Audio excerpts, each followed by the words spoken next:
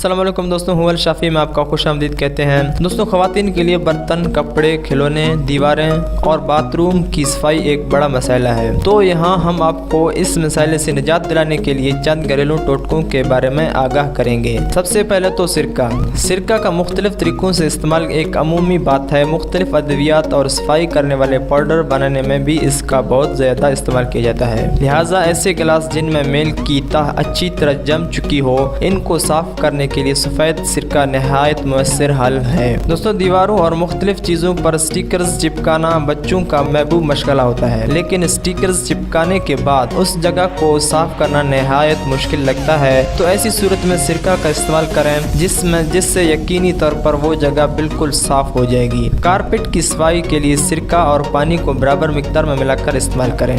खिड़कियों को साफ व शफाफ और खूबसूरत बनाने के लिए सिरका और पानी को मिलाकर इन पर स्प्रे करें और 2 मिनट बाद पानी से उन्हें धो डालें। दूसरा ये कि खाने वाले सोडे से बच्चों के गंदे खिलौने और कपड़ों को साफ करना नहायत आसान है। बस इस सोडे को जरा सा गर्म करके पानी में मिलाकर इस्तेमाल करें। तीसरा है कि लीमू का रस। दोस्तों, लीमू का एक स्ट्रेस फल जो घरेलू एशिया की सफाई के लिए वसी पैमाने पर इस्तेमाल हो रहा है। लीमू का रस किचन में मुख्तलिफ वजूहात की वजह से लगाने वाले दाग और बर्तन के पेंदे को नहायत आसानी से साफ कर देता है। लीमू के रस से माइक्रोवेव को भी साफ किया जा सकता है। लीमू के रस के चंद कतरे इस मुतासिर जगह पर थोड़ी देर लगाने के बाद इसे पानी से धो लें तो माइक्रोवेव बिल्कुल साफ हो जाएगा। इसके अलावा हाइड्रोजन पेरोक्साइड के जरिए बाथरूम, बर्तन और कपड़ों पर लगने वाले धब्बों को बआसानी साफ किया जा सकता है। दोस्तों, ऐसी और वीडियो के लिए हमारे चैनल को सब्सक्राइब भी कर सकते हैं। सब्सक्राइब करने के लिए वीडियो के नीचे सब्सक्राइब का बटन है, इसके ऊपर क्लिक करके चैनल को सब्सक्राइब कर लीजिए। और ये वीडियो आपको अच्छी लगी तो प्लीज़ लाइक कर लीजिए ताकि दूसरों तक भी ये वीडियो आसानी से पहुंच सके। वीडियो देखने के लिए आपका बहुत बहुत शुक्रिया और हमारे चैनल के साथ बने रहें।